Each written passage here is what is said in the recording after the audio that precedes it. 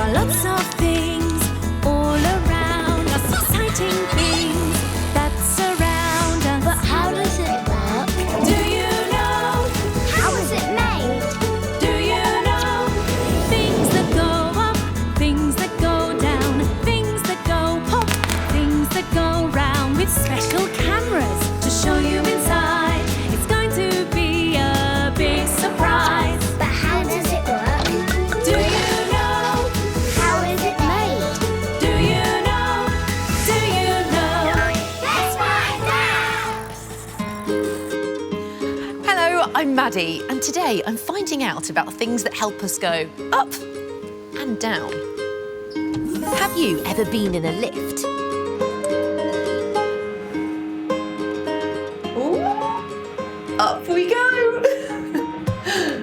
Lifts are really useful. They help us to get to different floors in a building very quickly. But do you know how a lift works? Let's find out. How does it work? Lift. A lift is built inside a frame called a lift shaft. And there are lots of different types of lifts. There are glass lifts you can see inside. Lifts hidden behind doors. And lifts on the outside of buildings. When we want to use a lift, we call the lift by pressing one of these buttons. And when we press one of these buttons, it sends a message to a computer which then tells the lift which floor to go to pick us up.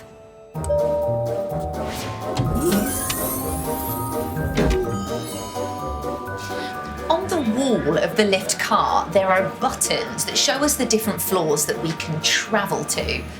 When I press the button, the lift doors will close.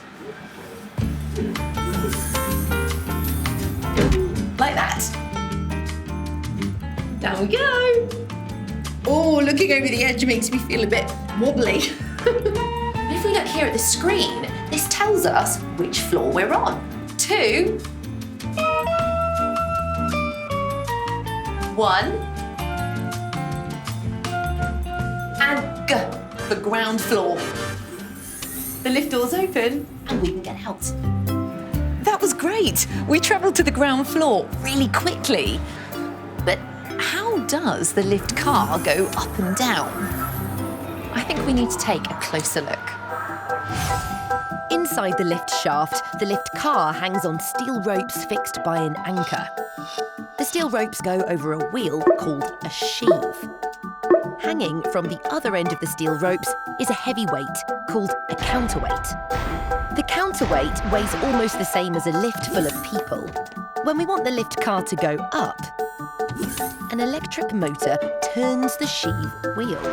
As the sheave wheel turns, it moves the steel ropes, lowering the counterweight. As the counterweight moves down, the lift moves up to the top. When we want the lift to go down, the sheave wheel moves in the opposite direction. The steel ropes pull the counterweight up and the lift travels downwards to the bottom. That's really clever, isn't it? Shall we see all of those parts working for ourselves? Chris is the lift engineer. He's lowered the lift car and given me special permission to go on top of it so we can see the parts more clearly. Can you see the steel ropes are fixed to that metal beam above my head? And the steel ropes are really thick and strong.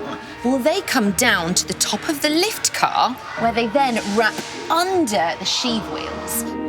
The ropes go through the roof of the lift car and over to the other side, where they're fixed to a pulley. But how does the lift car know when to stop? On the top of each lift car, there's something called a sensor, just here. And the sensor sends an invisible light between these 2 points. It's called infrared light.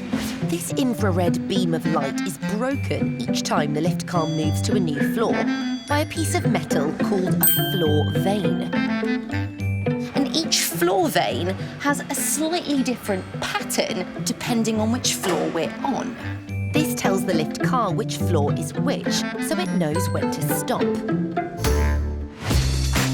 I'm been setting up my special cameras so we can see how all these parts work together when the lift is moving. All set and ready to go, and Chris has given me special permission to go up and down on top of the lift car. And down we go. The sheave wheels are turning and the steel ropes are lowering the lift car down the lift shaft. This is so much fun. We're going to the ground floor, so the sensor on the top of the lift car is looking for the floor vane with a pattern that matches the ground floor. And look, there it is now. The floor vane has moved through the sensor to break the infrared light. Wow, that was brilliant. Can we go back up again? Certainly can. Now we're going back up. Let's see if we can see the counterweight as it passes the lift car. Look, there it is. Wow, the counterweight is that huge metal silver block, and it moves down as the lift moves up. And it weighs about 1.5 times this lift car. It's really heavy. Did you hear that sound? That was the noise of the motor stopping. It was braking, telling the lift to stop. I loved seeing how a lift works. What was your favourite bit? Do you remember the name of the wheel that the steel ropes go over? That's right, it's called a sheave wheel. Did you hear the clicking sound the motor made when the lift car stopped? And did you see the metal counterweight as it passed by the lift car?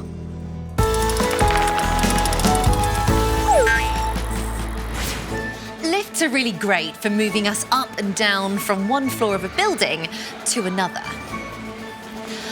But what if we wanted to travel really, really far up? Into space?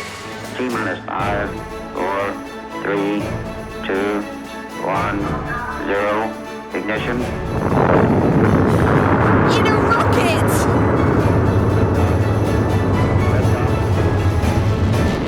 Astronauts who travel up into space have to wear a special suit called a spacesuit. But do you know how a spacesuit is made? Let's find out. How is it made? Spacesuit. To find out how a spacesuit is made, I've come here to a space museum. Space begins around 60 miles above our planet, Earth. In space, our bodies float, and there's no air to breathe outside a spacecraft. So astronauts have to wear spacesuits when they travel to space and when they work outside a spacecraft. And this is a real-life, actual spacesuit.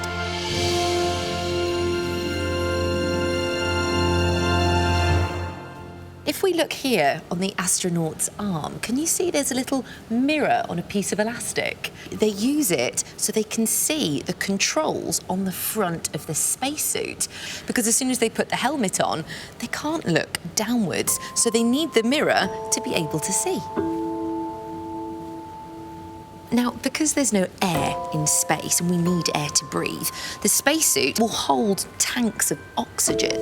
And oxygen is in the air that we breathe, and it will flow into the suit so the astronaut can breathe easily. The material is really thick and very strong, but that's because it's made up of 14 layers of different materials.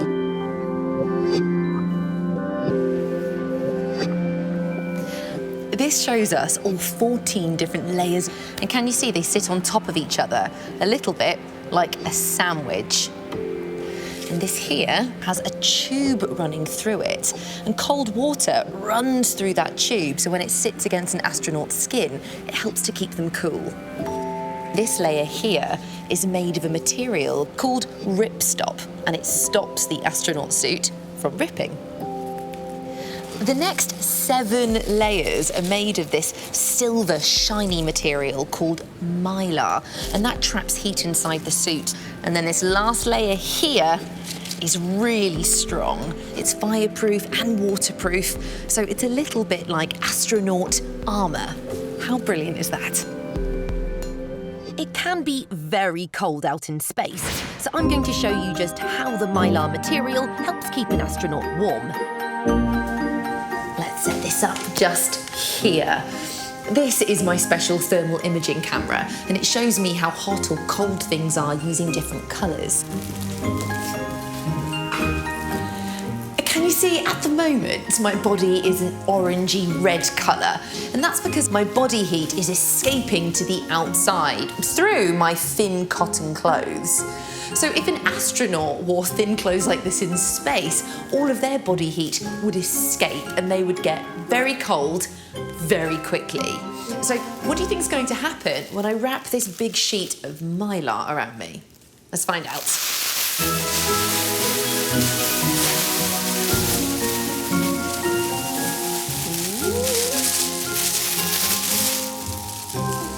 Look, the thermal camera is showing the outside of the mylar as a bluey purpley colour.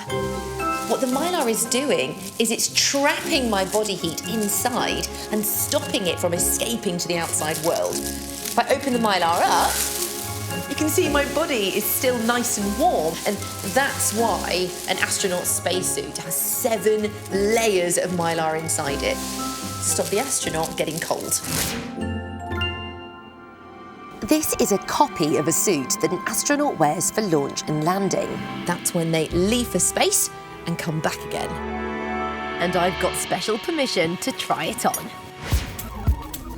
The launch suit has attachments on the front for air and electricity, a zip shaped like a V, and a sealed helmet to protect the astronaut. Ta-da! How do I look? And I even get to try on a real space glove. The amazing thing about an astronaut's gloves is that they are made to fit each astronaut perfectly. And that means they can still wiggle their fingers so they can flick switches and press the buttons needed to launch a spacecraft. The spacesuits are quite bendy too, thanks to these lines on the knees and elbows called pleats. It's extra important for the astronauts to be able to bend their knees and their arms in this suit, because during launch and landing, they have to sit in this position for up to 6 hours. Oh, maybe I could be an astronaut one day too. I loved seeing how spacesuits are made. What was your favourite bit?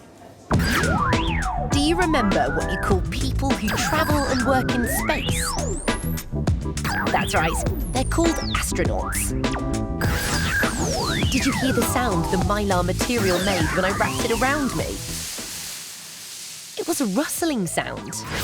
And did you see how the mylar stopped my body heat escaping on my special camera?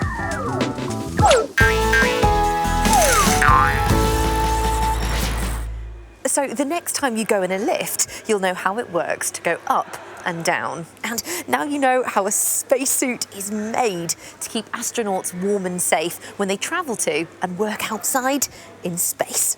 I'll see you next time.